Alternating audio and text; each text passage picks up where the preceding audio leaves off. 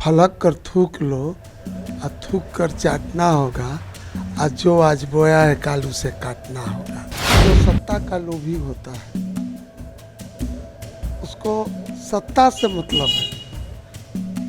बिहार के जनता जनार्दन से कोई लेना देना नहीं है। जनता तो मालिक है, जब चाहेगा समय आने के बाद उसको कान पकड़ के हटा देगा, सेवा नहीं कीजिएगा। नमस्कार, मेरा नाम सत्यम पटेल है और आप अभी लाइव सिटी देख रहे हैं। इस समय हम मौजूद हैं रोहतास जिला के सासाराम क्षेत्र से, यानी सासाराम विधानसभा क्षेत्र से 5 बार भाजपा के टिकट से विधायक रहे जोहित प्रसाद जी। हम इनसे कुछ बातचीत करेंगे, जैसा कि बिहार की मौजूदा राजनीति में जो कुछ हो रहा है उस पर हम बातचीत करेंगे, सुधाकर सिंह पे भी बातचीत करेंगे। इन सभी चीज़ों को लेकर हम इनसे बातचीत करेंगे और हम इनसे जानना चाहेंगे। सबसे पहले आपका बहुत बहुत स्वागत है सर। मंगलमय हो। सर, मेरा पहला सवाल, सीधा सवाल आपसे ही रहेगा कि जिस प्रकार से अभी बिहार के राजनीति में हलचल हुआ है, पिछले महीने कार्तिकेय कुमार ने मंत्रिमंडल से इस्तीफा दे दिया और इस महीने अगर देखा जाए तो कृषि मंत्री, जो कि बगल के ही जिला के हैं, उन्होंने भी कृषि मंत्री पद से इस्तीफा दे दिया। क्या कहना चाहेंगे आप? बात ऐसा है, हम एक बात इसमें कहेंगे कि फलक कर थूक लो, फलक कर थूक लो और थूक कर चाटना होगा। आज जो आज बोया है काल उसे काटना होगा। तो जो बिहार सरकार कर रही है, जैसा बीज लगाया वैसा फल काट रही है। और क्या मैं इसमें कहूँगा, उनकी पार्टी की बात है, तो इस पर मैं ज़्यादा नहीं कहूँगा। स्पष्ट बात कह दिया कि जैसा बीज लगाइएगा वैसा ही फल काटिएगा। अगला सवाल मेरा आपसे रहेगा कि सुधाकर सिंह जब मंत्री बने थे, इसके बाद लगातार उनका बयान आ रहे थे कि मैं चोरों का सरदार हूँ, मेरे विभाग में बहुत सारा भ्रष्टाचार है, बहुत सारा भ्रष्टाचारी होती है, बहुत सारा इलीगल काम होते हैं। इसको लेकर लगातार उनका बयान आता रहा और इस बार इस्तीफा दे दिया। तो क्या आपको भी लगता है कि विभाग में, कृषि विभाग में, जो उनके पास बहुत महत्वपूर्ण विभाग था, तो उस विभाग में भ्रष्टाचार होती है?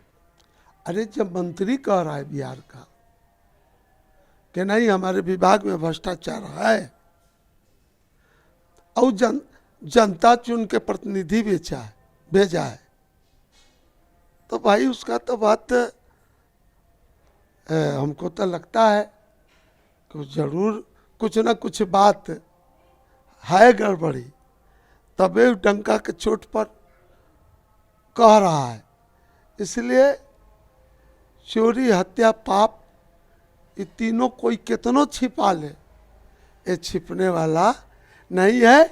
बिहार की जनता जान गई है। आगे आपसे जानना चाहेंगे कि इसी वर्ष की नीतीश कुमार जो भाजपा से गठबंधन तोड़ के आरजेडी के साथ सरकार बना ली है, क्या कहना चाहेंगे इस पे? बात ऐसा है, जो सत्ता का लोभी होता है उसको सत्ता से मतलब है। बिहार के जनता जनार्दन से कोई लेना देना नहीं है। इसलिए जो लोभ का बाप का नाम है पाप, अब पाप का बाप का नाम है अहंकार। तो जहाँ लोभ और पाप अहंकार हो जाएगा, वहाँ पर मैं क्या कहूँगा, बिहार की जनता ये सारे देख रही है। अगला सवाल मेरा आपसे ये रहेगा कि अभी बिहार में नगर निकाय का चुनाव होना था, सासाराम में भी पहली बार नगर निगम का चुनाव होना था, कैंडिडेट ने अपना नामांकन भी करा लिया था और अचानक से खबर आती है कि चुनाव को स्थगित कर दिया गया, जो 20 अक्टूबर को होने वाला था। राज्य सरकार ने जो आरक्षण का रोस्टर बनाया है वो बिल्कुल सटीक नहीं बैठता है। सुप्रीम कोर्ट ने एक बार आदेश दिया था आरक्षण के लेके,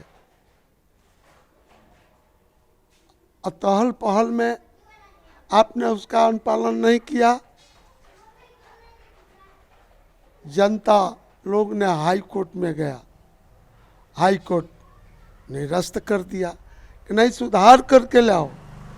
जो सुप्रीम कोर्ट ने आदेश दिया है पहले आरक्षण के मुद्दा पर, तुम वो तो लाया नहीं और अपने मन से हाई फाई में इनको करा दिया। तो हाई कोर्ट भी कहा कि नहीं, जब तक आरक्षण पूरा नहीं हो जाएगा तब तक मैं बिहार में चुनाव नहीं होने दूंगा। और हाई कोर्ट का नाम सत्य बात है कि आखिर जिनको आरक्षण मिलना है उनको क्यों नहीं आरक्षण मिले।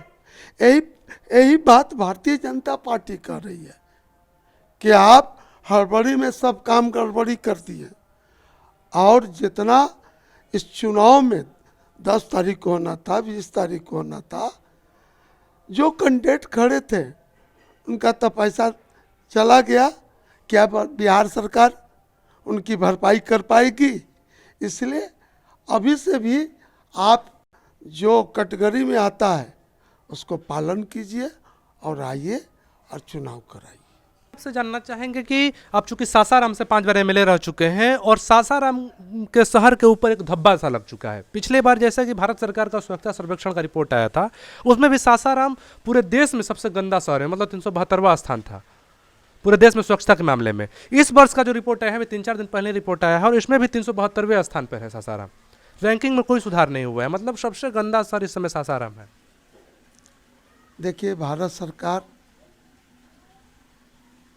इनलेट आउटलेट नाला काम चल रहा है। हमको जहाँ तक विश्वास है, क्या है कि सबसे बड़ा गंदगी का जड़ है जल जमाव, और दूसरा है बुड़को।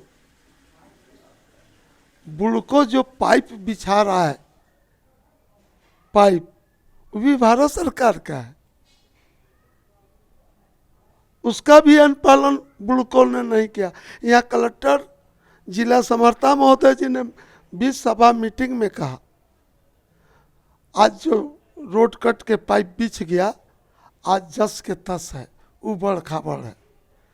तो मैं जानता हूँ कि आउटलेट इनलेट नाला बन जाने के बाद जो पानी का जल जमाव है वो निकासी हो जाएगा, तो कुछ देखने जोग लगेगा सासाराम। क्या कि सासाराम पुरानी शहर है, आज की नहीं है, 500-600 बरस पहले का शहर है, और जस के तस पड़ा हुआ है। जब तक आपको इसका सुंदरीकरण नहीं करेंगे, सरकार जब तक सुंदरीकरण नहीं करेगी, तब तक विकास होने वाला नहीं है। जाते जाते आखिरी सवाल मेरा आपसे ये रहेगा कि अभी सासाराम शहर के बारे में कहा जाता है, देखा भी जाता है कि बरसात के दिनों में तो सासाराम शहर जलमग्न हो जाता है, जल जमाव से भरा पड़ता रहता है। गर्मी के दिनों में बहुत सारे ऐसे वार्ड है सासाराम के, बहुत सारे ऐसे एरिया है जहाँ पर पानी की कमी हो जाती है, मतलब पीने के लिए पानी वहाँ पर नहीं मिलता है। उसके साथ साथ गंदगी के बारे में हम लोग बात कर ही लिए, तो सासाराम के मौजूदा जो विधायक हैं उनके कार्यशैली के ऊपर आपके दो शब्द।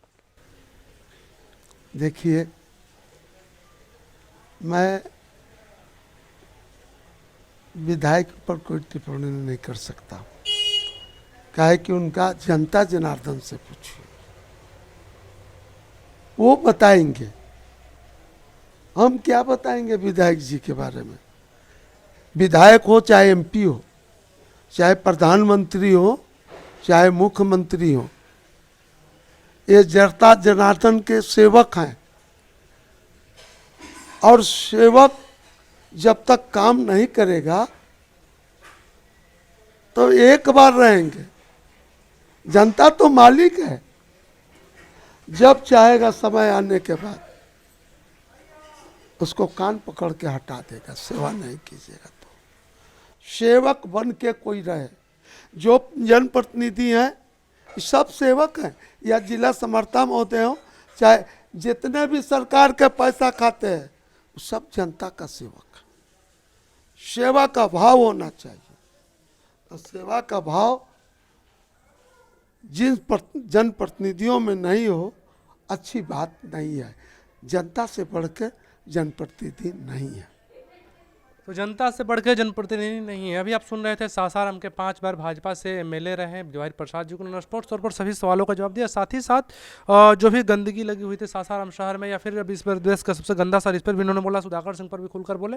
ऐसी खबरों के लिए बने लाइव स्टडी के साथ। बहुत बहुत धन्यवाद।